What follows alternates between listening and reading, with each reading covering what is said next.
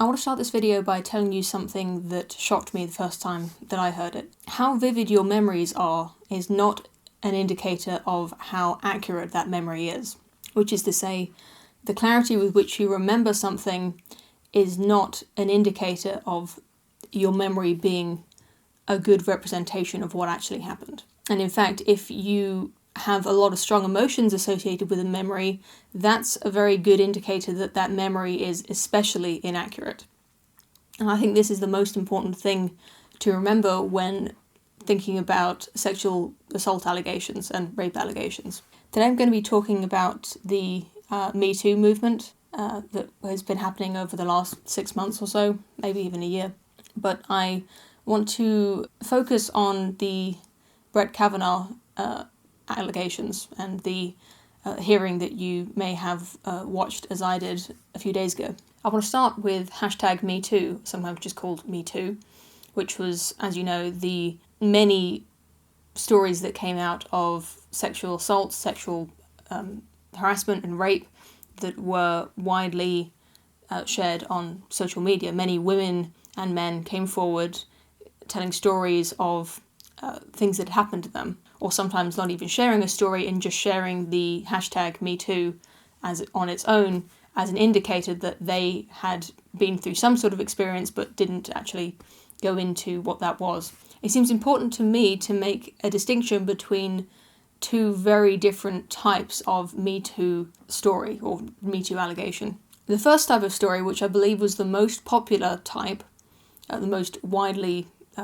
engaged in, were the non-specific stories that people came forward with that did not name a perpetrator or any perpetrators. They were just descriptions of experiences with no names attached and often not any details that would link the story to the actual perpetrator or perpetrators in the story. There was a huge range of severity in these abuse and harassment cases. I read one story of a woman describing how a married colleague had told her that he was in love with her. And of course, on the other end of the spectrum were stories of rape, of drugs, rape, gang rape, horrific things that were described. And as I stated before, sometimes there was no description at all and just a sharing of the hashtag, leaving the actual experience completely ambiguous. There are a few reasons I can imagine people shared these stories. To be charitable, and I think to be pretty reasonable, I think a large portion of people sharing the stories were attempting to remove the stigma from discussing these kinds of topics. It's pretty well known that a lot of victims of sexual assault and rape are very hesitant about coming forward with their stories immediately after the attack because they're ashamed, because they're embarrassed, because they don't want to look another person in the eye and tell them and describe to them what has happened to them. They just want to forget about it. So potentially the intention with sharing these stories is to help remove that stigma and to help these victims come forward as soon as possible while there is still evidence to gather about the allegation, so that if I were not being charitable, I would say that some feminists have an interest in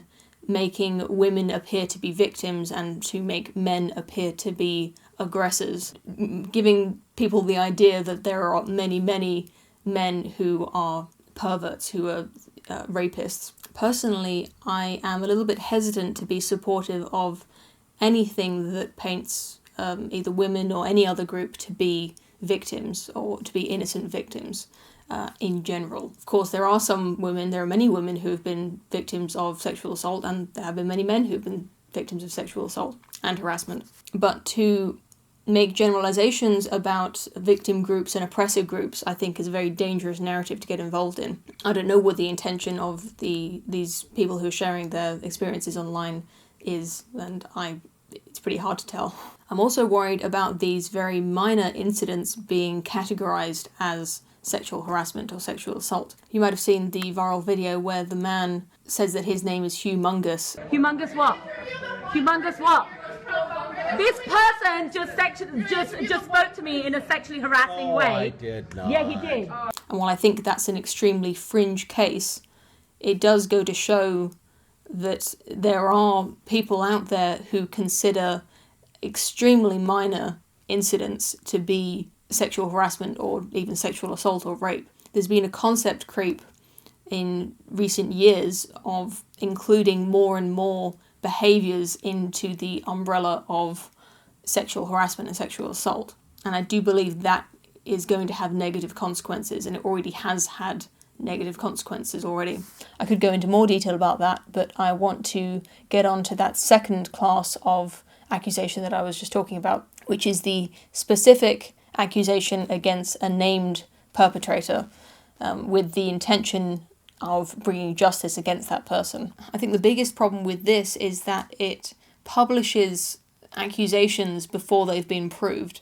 And in the modern society with social media, where it's very easy to have some information spread very quickly to a lot of people, it's possible to have an allegation like this spread to thousands or millions even people, and then left to make their own judgment from a one-sided story, and who may come to conclusions about what actually happened and how guilty the person is. This is something that is pretty new. Before social media, it wasn't really possible to have an accusation spread like that. You could publish it in a newspaper, or you could have it read on the radio or on the television, but that wasn't done by everyday people. It takes a publisher, an editor of a newspaper, a reporter, or somebody reading the news to spread that kind of information. Now it just takes anybody who believes this story can just spread it, or even if you don't believe it, you can spread this kind of story.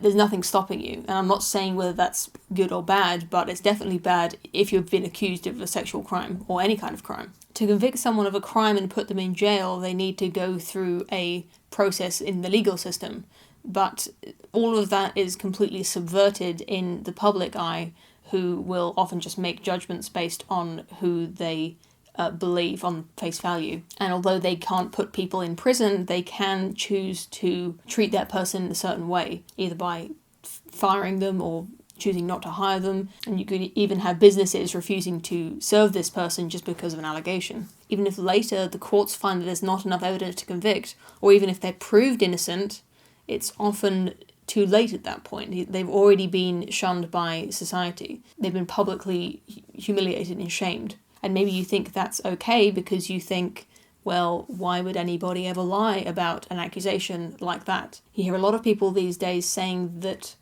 survivors of assault must be believed, and that you must believe women. And that might be a really helpful position to make if the person who is telling you about something that's happened to them is your sister or your friend or your mother or your daughter. It's probably a good idea to believe them. But if you've never met that person before and you're just sharing something that they've written on a social media site, then it may not be such a good idea to believe them as a default. Even if you believe that all women are angels and would never lie about something like this, there is still reason to doubt these accusations, especially ones that happened years ago or even decades ago, like the Kavanaugh accusation. So that comes back to what I said at the start about people's memories. If you watched the Kavanaugh hearings, you would have heard Christine Ford's testimony. And a lot of people are talking about how impassioned it was and how just believable it was. And I can agree that it was pretty believable, but that doesn't mean that I believe her. I don't have the ability to go back in time and see what happened that night or didn't happen, which is really what this comes down to. If you find her testimony believable, all that means is that you believe that she believes what she's saying. And I think that's pretty likely. It's possible that she's completely lying and making the whole thing up, but I personally think that something did happen to her that night, done by someone.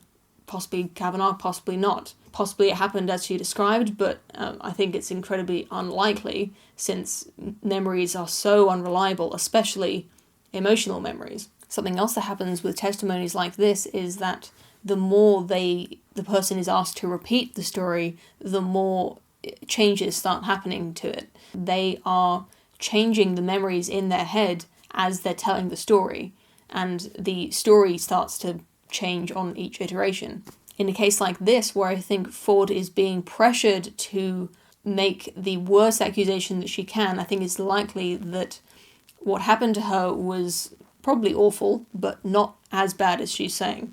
I think it might have got worse every time she told the story. Every time she remembered it, it probably got more humiliating and more distressing in her mind every single time. Again, that's just a theory. I don't know. Maybe she's completely lying. Maybe she's got a photographic memory and she's telling an absolutely accurate account. And the same thing goes for Kavanagh. Just because he doesn't remember that party, he doesn't remember that happening, it doesn't mean it didn't happen. A lot of the questions that were directed at him were questioning his use of alcohol, and particularly heavy use of alcohol, whether he ever blacked out, didn't remember things that happened the last night, basically trying to find out whether he had so much alcohol that he did not remember this happening, but it still happened. Even excluding the effects of alcohol, it's not at all obvious that he would remember this thing happening to him 35 years ago, especially if the actual incident that happened was a lot more minor than the way that Christina Ford is describing it. I'm not even 35 years old, so I cannot imagine what it's like to remember something from 35 years ago. But I'm guessing that if you went to a party 35 years ago, had a few beers, pushed a woman onto a bed and laughed about it with your friends and then left, it's probably not something you'd remember. So really it's not a question of, do you believe Ford, do you believe Kavanagh? I think the really important question is, what is the standard of evidence that is required for this situation? Given that Kavanagh's not going to be convicted of a crime, he's just going to not get the position on the Supreme Court. That's just my summary of the Me Too movement and the some aspects of the Kavanaugh hearings from a kind of causes and effects kind of standpoint, sort of dryly dissecting what the consequences of this might be and what the causes of it might be. But I want to make another video soon, I hope, going into the more emotional and societal effects feeding into these new ideas, these new movements, the new relationship between men and women that's being defined in the last few years. That's going to be a much kind of darker, more personal video, but if you like this video and think that sounds good, then please look out for it. You can also look out for a live stream I want to do soon going into building this clock, which is a toy that I found in a shop recently that was really fun to build. It's a real working clock, although it's not working now because it makes a loud tick. If you want to ask me some questions on a live stream while I build a clockwork toy, then go ahead and look out for that as well. I'm really interested to hear what you all have to say on this matter, so leave your comments below and I'll see you again very soon. Thank you for watching. A princess in a very high tower. Please, my husband will be looking for me. Your sanctuary, remember? Commander, don't, please. She's lying. That never happened. Freeze program. Please. Captain, you know I would never act like that. Commander Riker. This isn't me. I wasn't the one who closed the door. I didn't proposition her, and I certainly didn't try to rape her. She was lying. You could tell. Well, I didn't sense any deception from her. Then you think that I No, of course not. I know you. You don't have to convince me of anything. We can't both be telling the truth. It is the truth, as each of you remembers it.